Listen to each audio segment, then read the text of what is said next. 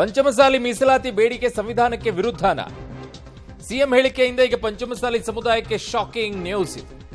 BJP ಅವಧಿಯಲ್ಲಿ ಅಬ್ಬರಿಸಿದ್ದಂತಹ ಪಂಚಮಸಾಲಿ ಶಾಸಕರೀಗ ಏನ್ ಹೇಳ್ತಾರೆ, ಏನ್ ಮಾಡ್ತಾರೆ? ಸಚಿವೆ ಲಕ್ಷ್ಮೀ ಹೆಬ್ಬಾಳ್ಕರ್ ಅವರು, ವಿನಯ್ ಕುಲಕರ್ಣಿ, ನಿಮ್ಮ ನಿಲುವು ಈಗ ಯಾರ ಪರವಾಗಿದೆ? ವಿಪಕ್ಷದಲ್ಲಿದ್ದಾಗ ಪಂಚಮಸಾಲಿ ಹೋರಾಟಕ್ಕೆ ಬೆಂಬಲವನ್ನ ಕೊಟ್ರಿ, ಈಗ ಅಧಿಕಾರದಲ್ಲಿದ್ದಾಗ ಪಂಚಮಸಾಲಿ ಮೀಸಲಾತಿ ಕೂಗು ಸಂವಿಧಾನ ವಿರೋಧಿ ಆಗೋಗ್ಬಿಡ್ತಾ? ಇಕ್ಕಟ್ಟಿನಲ್ಲಿ ಸಿಲುಕ್ತಾ ಕಾಂಗ್ರೆಸ್ ಸರ್ಕಾರ. ಆಗ ಬೆಂಬಲ ಕೊಡುತ್ತೆ ಸುಮ್ಮನೆ ಇದ್ದಿದ್ರೆ, ತಟಸ್ಥವಾಗಿದ್ದಿದ್ರೆ ಈ ಪರಿಸ್ಥಿತಿ ಬರ್ತಿರ್ಲಿಲ್ಲ. ಆಗ ಬೆಂಬಲ ಕೊಟ್ಟು ಈಗ ಅದು ಸಂವಿಧಾನ ವಿರೋಧಿ ಅಂತ ಹೇಳಿಕೆಯನ್ನ ಕೊಟ್ರೆ ಹೇಗೆ ಇದು? ಮುಖ್ಯಮಂತ್ರಿಗಳ ಈ ಸ್ಟೇಟ್ಮೆಂಟ್ ಈಗ ಭಾರಿ ಚರ್ಚೆಗೆ ಎಡೆ ಮಾಡಿ ಕೊಡ್ತಾ ಇದೆ. ಸಂವಿಧಾನ ವಿರೋಧಿ ಇದಾಗೋದಾದ್ರೆ ಮುಸ್ಲಿಮರಿಗೆ ಆಗಿದ್ದ 3Bಯಲ್ಲಿ ಹೇಗೆ ಕೊಟ್ರಿ ನೀವು? ಆಗಿದ್ದಾಗ ಧರ್ಮದ ಆಧಾರದ ಮೇಲೆ. ಅಲ್ಲಿ ಯಾಕೆ ಜೈನರಿಗೆ ಕೊಡಲಿಲ್ಲ? ಅಲ್ಲಿ ಯಾಕೆ ಕ್ರಿಶ್ಚಿಯನರಿಗೆ ಕೊಡಲಿಲ್ಲ? ಅಲ್ಲಿ ಮುಸ್ಲಿಮರಿಗೆ ಮಾತ್ರ ಯಾಕೆ ತಂದಿಟ್ರಿ? ಅದು ಸಂವಿಧಾನ ವಿರೋಧಿ ಅಲ್ವಾ? ಧರ್ಮದ ಆಧಾರದ ಮೇಲೆ ಮೀಸಲಾತಿ ಕೊಡುವಂಥದ್ದು ಎಲ್ಲಿದೆ? ಹೇಗಿದೆ? ಅದು ಸಂವಿಧಾನ, ಅದು ಕರೆಕ್ಟ್ ಆಗಿದೆ ಅನ್ನುವಂಥ ವಾದವನ್ನ ಕಾಂಗ್ರೆಸ್ ಮಾಡುತ್ತೆ. ಅದು ನಿಮಗೆ ಕರೆಕ್ಟ್ ಆಗಿದೆ, ಅದಕ್ಕೆ ಬೇಕಾಗಿರುವಂಥ ಸಂವಿಧಾನದಲ್ಲಿರುವಂಥ ಸೆಕ್ಷನ್ಗಳನ್ನು ಹೇಳ್ಕೊಂಡು ನೀವು ಮಾತನಾಡ್ತೀರಾ. 3B ಇಂದ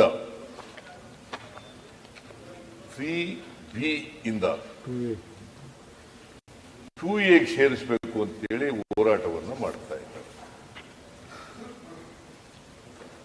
ಹಿಂದಿನ ಹೋರಾಟ ಮಾಡಿದ್ರು, ಈಗಲೂ ಹೋರಾಟ ಮಾಡ್ತಾ ಇದ್ದಾರೆ. ನಾನು 2 ಬಾರಿ ಜಯ ಮೃತ್ಯುಂಜಯ ಸ್ವಾಮಿ ಮತ್ತು ಇತರ ಮುಖಂಡರುಗಳು, ಪಂಚಮಶಾಲಿ ಜನಾಂಗಕ್ಕೆ ಸೇರಿದಂತ ಬೇರೆ ಮುಖಂಡರುಗಳು, ನಾನು ಸಭೆ ಕರೆದಿದ್ದೆ. ಅವರನ್ನು ಸಭೆ ಕರೆದು ಅವ್ರಿಗೆ ಹೇಳಿದೆ, ನೋಡಿ, ನೀವು ಹೋರಾಟ ಮಾಡೋದು ನಂದು ತಪ್ಪು ಅಂತ ನಾನು ಹೇಳಕ್ ಹೋಗಲ್ಲ. ಪ್ರಜಾಪ್ರಭುತ್ವದಲ್ಲಿ ಹೋರಾಟ ಮಾಡಲಿಕ್ಕೆ ಅವಕಾಶ ಇದೆ, ಪ್ರತಿಭಟನೆ ಮಾಡಲಿಕ್ಕೆ ಅವಕಾಶ ಇದೆ, ನ್ಯಾಯ ಕೇಳಲಿಕ್ಕೆ ಅವಕಾಶ ಇದೆ. ಅದನ್ನು ಯಾರು ಕೂಡ ಅಲ್ಲಗಳೆಯಕ್ಕಾಗೋದಿಲ್ಲ, ಅದನ್ನು ಕೇಳಬೇಕು. ಆದರೆ ನೀವು ಇಟ್ಟಿರ್ತಕ್ಕಂಥ ಒತ್ತಾಯ, ನಾ ಬೇಡಿಕೆ ಅಂತ ಹೇಳಲ್ಲ, ಒತ್ತಾಯ, ಅದು ಸಂವಿಧಾನಕ್ಕೆ ವಿರುದ್ಧವಾಗಿದೆ. ಯಾಕಂದ್ರೆ article 340 of the Indian constitution says ಯಾರೇ ಬ್ಯಾಕ್ವರ್ಡ್ ಕ್ಲಾಸಿಗೆ ನಲ್ಲಿ ಅವಕಾಶವನ್ನು ಪಡ್ಕೋಬೇಕಾದ್ರೆ ಆರ್ಟಿಕಲ್ 340 ನಲ್ಲಿ ಏನು ಹೇಳ್ತದೆ ಅದರ ಪ್ರಕಾರ ನಡ್ಕೋಬೇಕು. 340 ಆಫ್ ದಿ ಇಂಡಿಯನ್ ಕಾನ್ಸ್ಟಿಟ್ಯೂಷನ್. ಈಗ 1992 ನಲ್ಲಿ ಇಂದಿರಾ ಸಹಾನಿ ಕೇಸ್ನಲ್ಲಿ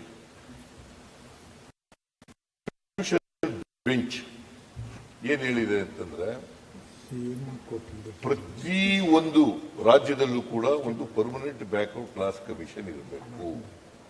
ನನ್ನ ಸಹೋದ್ಯೋಗಿ ಈಗ ಪೊಲಿಟಿಕಲ್ ಬ್ಯೂರೋ ಇಂದ ಈಗ ಸುಖೇಶ್ ನನ್ನ ಸಂಪರ್ಕಕ್ಕೆ ಸಿಗ್ತಾ ಇದ್ದಾರೆ. ಸುಖೇಶ್, ಬಹಳ ಇಂಟ್ರೆಸ್ಟಿಂಗ್ ಆಗಿದೆ. ವಿರೋಧ ಪಕ್ಷದಲ್ಲಿ ಇದ್ದಂತಹ ಸಂದರ್ಭದಲ್ಲಿ ಈ ಎಲ್ಲಾ ಹೋರಾಟಗಳಿಗೆ ಬೆಂಬಲ ಕೊಟ್ಟಂತ ಕಾಂಗ್ರೆಸ್ ಈಗ ಇದನ್ನ ಸಂವಿಧಾನ ವಿರೋಧಿ ಅಂತ ಹೇಳುತ್ತೆ. ಆದ್ರೆ ಇದೇ ಕಾಂಗ್ರೆಸ್ 2Bಯಲ್ಲಿ ಮುಸ್ಲಿಮರಿಗೆ ಧರ್ಮದ ಆಧಾರದ ಮೇಲೆ ಕೊಟ್ಟಿರುವಂತಹ ಮೀಸಲಾತಿ ವಿಚಾರದಲ್ಲಿ ಅದು ಸಂವಿಧಾನ ವಿರೋಧಿ ಅಲ್ಲ, 4% ಕೊಡಬೇಕು, ಒಕ್ಕಲಿಗರಿಗೆ ಕಿತ್ಕೊಡಬಾರದು ಅನ್ನುವಂತಹ ಮಾತನ್ನ ಕೂಡ ಆಡ್ತಾರೆ. ಹಾಗಿದ್ರೆ ಸಂವಿಧಾನ ವಿರೋಧಿ ಯಾವುದು ಹಾಕಿದ್ದಾಗ ಅದಕ್ಕೆ ಅನುಕೂಲಕ್ಕೆ ತಕ್ಕಂತೆ ಮಾಡುವಂಥದ್ದೇ ರಾಜಕೀಯ ಅಂತ ಇದಕ್ಕೆ ಹೇಳೋದಾ ಅಂತ?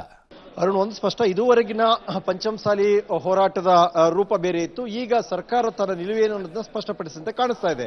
ಅಂದ್ರೆ ಮಾತುಕತೆ ನಡೆಯುತ್ತೆ, ಅಥವಾ ಬ್ಯಾಕ್ವರ್ಡ್ ಕಮಿಷನ್ಗೆ ಅದನ್ನ ರೆಫರ್ ಮಾಡಲಿಕ್ಕೆ ಮುಂದಾಗ್ತಾರೆ, ಅಥವಾ ಕೊಡಿ ಅಂತ ಹೇಳಲಿಕ್ಕೆ ಮುಂದಾಗ್ತಾರೆ ಅನ್ನುವಂಥ ಲೆಕ್ಕಾಚಾರಗಳೆಲ್ಲ ಇತ್ತು. ಆದ್ರೆ ಇವತ್ತು ಮುಖ್ಯಮಂತ್ರಿಗಳು ವಿಧಾನ ಪರಿಷತ್ನಲ್ಲಿ ಮಾತನಾಡುವಂಥ ಸಂದರ್ಭದಲ್ಲಿ ಈ ಬೇಡಿಕೆ ಸಂವಿಧಾನಬದ್ಧವಾಗಿಲ್ಲ ಅಥವಾ ಸಂವಿಧಾನಬದ್ಧವಾಗಿ ಅದು ಕೊಡ್ಲಿಕ್ಕೆ ಬರಲ್ಲ ಅನ್ನುವಂಥ ಮಾತನ್ನು ಹೇಳುವ ಮೂಲಕವಾಗಿ ಇಡೀ ಹೋರಾಟ, ಪಂಚಮಸಾಲಿ ಹೋರಾಟದ ಇಡೀ ಸ್ವರೂಪ ಈಗ ಹೊಸ ರೂಪವನ್ನು ಪಡೆಯುವಂತೆ ಕಾಣಿಸ್ತಾ ಇದೆ. ಕಾಂಗ್ರೆಸ್ ನಾಯಕರುಗಳು ಅವತ್ತು ಕೂಡ ಕೈ ಜೋಡಿಸಿದ್ರು ಹೋರಾಟದ ಭಾಗವಾಗಿ. ಆದ್ರೆ ಇವತ್ತು ಹಿಂದಿನ ಸರ್ಕಾರ ಅದ 2B 2C ಅನ್ನುವಂತ ಮಾಡ್ಲಿಕ್ಕೆ ಹೋಗಿ ಎಲ್ಲವನ್ನು ಗೊಂದಲ ಮಾಡಿಟ್ಟ ಕಾರಣಕ್ಕಾಗಿ ಈ ಪರಿಸ್ಥಿತಿ ಬಂದಿದೆ ಅನ್ನುವಂಥದ್ದು ಕಾಂಗ್ರೆಸ್ ನಾಯಕರ ಸಮರ್ಥನೆ ಕೂಡ. ಹಾಗಾಗಿ ಎಲ್ಲೋ ಒಂದ್ ಕಡೆ ಮೀಸಲಾತಿ ವಿಚಾರದಲ್ಲಿ ಪಂಚಮಸಾಲಿ ಹೋರಾಟ ನಡೀತಾ ಇತ್ತು. ಆ ವಿಚಾರದಲ್ಲಿ ಸರ್ಕಾರದ ನಿಲುವೇನು ಅನ್ನೋದು ಸ್ಪಷ್ಟಪಡಿಸಿದ್ರಿಂದ ಮುಂದಿನ ಹೋರಾಟ ಏನು ಅನ್ನುವಂಥದ್ದು ಕೂಡ ಅಷ್ಟೇ ಕುತೂಹಲವನ್ನು ಮೂಡಿಸಿದೆ. ಅರುಣ್, ಓಕೆ ಸುಖೇಶ್, ನಿಮ್ಮೆಲ್ಲ ಮಾಹಿತಿಗೆ ಧನ್ಯವಾದಗಳು.